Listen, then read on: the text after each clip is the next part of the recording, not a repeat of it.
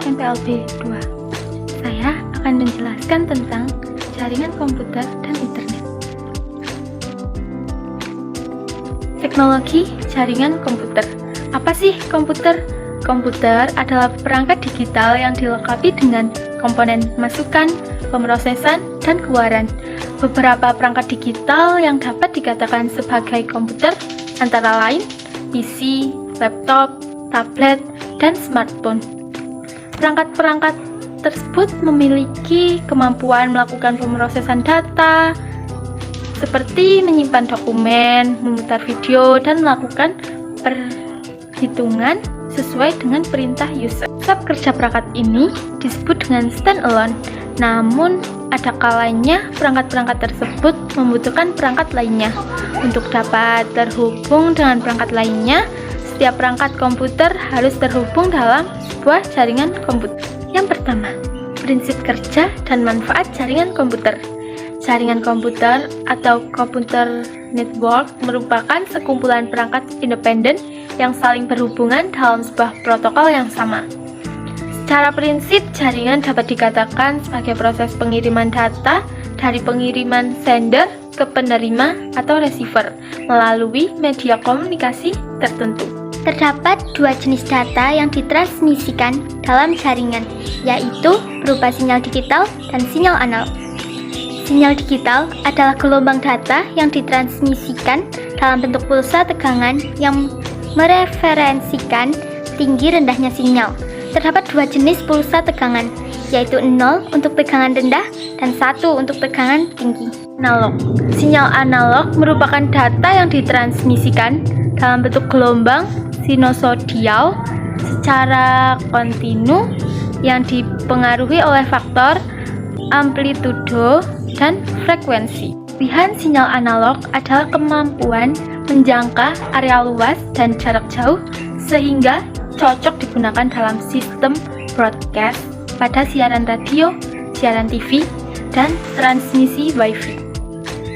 Namun, kekurangannya, sinyal analog mudah terpengaruh oleh noise seperti gelombang elektromagnet, cuaca, aliran listrik, dan ketinggian gedung. Teknologi jaringan komputer memiliki berbagai manfaat dalam memudahkan pekerjaan manusia. Antara lain, yang pertama, berbagai pakai informasi dan sumber daya. Yang kedua, komunikasi. Yang ketiga, integrasi data. Yang keempat, distributed processing. 5. Keteraturan aliran informasi. Yang keenam, keamanan data. Dan yang ketujuh, koneksitas berbagai jenis dan merek komputer, yaitu transmisi data. Proses transmisi data dalam jaringan atau disebut juga komunikasi data dapat dibedakan menjadi 3 jenis, yaitu simplex, half duplex, dan full duplex. Yang pertama, simplex atau sistem komunikasi satu arah.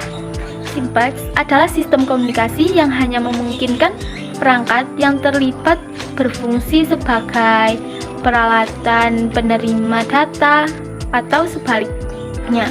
Sedangkan half duplex atau sistem komunikasi setengah dua arah merupakan sistem komunikasi dua arah yang memungkinkan perangkat jaringan untuk mengirim dan menerima data ke perangkat lainnya. Dan yang terakhir, full duplex atau sistem komunikasi dua arah sekaligus merupakan sistem komunikasi dua arah yang mampu mengirim dan menerima data secara bersamaan. Yang ketiga, metode transmisi data. Sistem metode komunikasi data dalam jaringan juga dikenal metode transmisi data yang akan mempengaruhi kecepatan dan lebar jalur data. Metode ini dibedakan menjadi dua jenis, yaitu transmisi paralel. Bit-bit data dalam sinyal digital akan ditransmisikan secara bersamaan melalui media yang berbagi dalam 8 bit saluran. Sedangkan transmisi serial Pada transmisi serial, bit-bit data dikirimkan secara berurutan dan beruntun dari perangkat pengirim sender ke perangkat penerima atau receiver. Model layanan jaringan. Terbentuknya jaringan komputer dapat membantu pengguna dalam melakukan pekerjaannya. Dalam jaringan komputer dapat berperan sebagai pusat layanan ataupun sebagai penerima layanan. Perbedaan peran komputer tersebut tergantung pada kebutuhan manusia. Sebagai penggunaannya untuk melayani kebutuhan pengguna, terdapat dua model layanan jaringan komputer, yaitu model peer-to-peer dan client server. Jaringan berdasarkan area, teknologi dan infrastruktur yang diterapkan dalam jaringan komputer juga dipengaruhi oleh jangkauan area. Semakin luas area yang dapat dijangkau, semakin banyak pula perangkat yang dapat terhubung. Berdasarkan jangkauan areanya, jaringan dapat dibedakan menjadi 4. Apa aja sih? Yang pertama, PAN atau Personal Area Network. PAN merupakan jaringan dengan daya jangkau area yang terbatas. Biasanya terhubung melalui gelombang radio dengan jarak maksimal 10 meter. Contoh penerapan teknologi PAN adalah pada mouse wireless yang menggunakan jaringan Bluetooth sebagai penerima input ke komputer. Yang kedua, LAN atau juga Local Area Network. LAN atau jaringan lokal merupakan sekumpulan peranti jaringan yang terhubung satu sama lainnya melalui media transmisi dengan jangkauan 100 meter sampai 2 km. LAN memiliki kemampuan transfer data antara 1 sampai 100 Mbps atau sekitar 125.000 sampai 12.500.000 karakter per detik. LAN memiliki beberapa karakteristik, antaranya kecepatan transfer data tinggi antara 100 Mbps hingga 1 Gbps. 2. Jangkauan lebih luas dibandingkan PAN. 3. Biaya instalasi lebih murah ketika diterapkan pada banyak perangkat jaringan. Yang keempat, tidak membutuhkan jasa provider untuk menghubungkan perangkat-perangkat dalam jaringan. Yang ketiga, yaitu MAN atau Metropolitan Area Network. MAN merupakan jaringan komputer dengan jarak atau radius media transmisi antara 10 hingga 50 km. Dan yang terakhir, WAN atau Wide Area Network. Yang kedua, komponen jaringan. Agar dapat berfungsi dengan baik, jaringan komputer memerlukan beberapa komponen yang memiliki fungsi tertentu untuk mendukung komunikasi jaringan. Beberapa komponen yang digunakan dalam jaringan komputer antara lain, yang pertama, server. Server merupakan komputer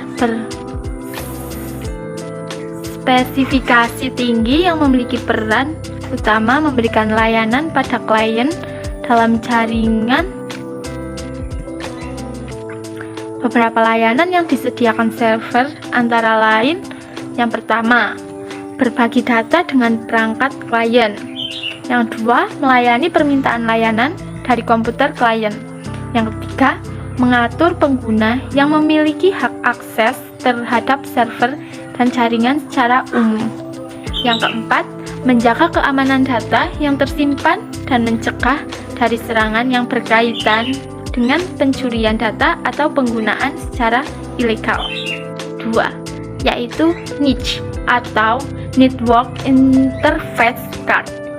NIC yang biasanya disebut kartu jaringan atau kartu LAN berfungsi sebagai penghubung satu komputer dengan komputer lainnya dalam jaringan yang tersambung dalam media transmisi tertentu seperti kabel ataupun mikrabel, Kartu LAN biasanya menggunakan slot PCI, ISA, Mini PCI, dan PCI Express dan dapat ditancapkan pada slot bus.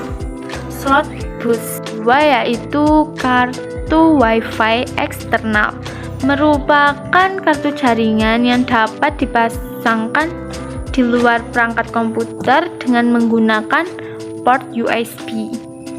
Dan komponen jaringan yang keempat yaitu hub. Hub atau sering disebut juga konsentrator adalah perangkat yang berfungsi sebagai pusat sambungan yang menghubungkan beberapa perangkat dalam jaringan yang sama. Dan yang kelima, switch. Switch memiliki fungsi yang hampir sama dengan hub. Perbedaannya adalah switch merupakan hub yang bersifat distributor aktif. Selain mendistribusikan data, switch juga menyimpan MAC address tiap perangkat yang terhubung sebagai setiap data yang ditransfer akan diteruskan ke port yang menjadi tujuannya. Dengan demikian, proses komunikasi menjadi lebih cepat. Yang keenam yaitu router. Router adalah perangkat jaringan yang bertugas mengirimkan paket data melalui jaringan internet dari sumber data ke tujuannya. Dalam proses routing, router akan memilih jalur terbaik untuk mengirimkan paket data dari IP address asal ke IP address yang dituju. Yang ketujuh, access point. Access point merupakan perangkat yang berfungsi menerima dan mendistribusikan data. Perangkat ini berperan sebagai titik pusat penerima dan pemancar sinyal dari dan menuju perangkat klien. 8 yaitu modem. Modem adalah perangkat yang berfungsi melakukan modulasi dan demodulasi.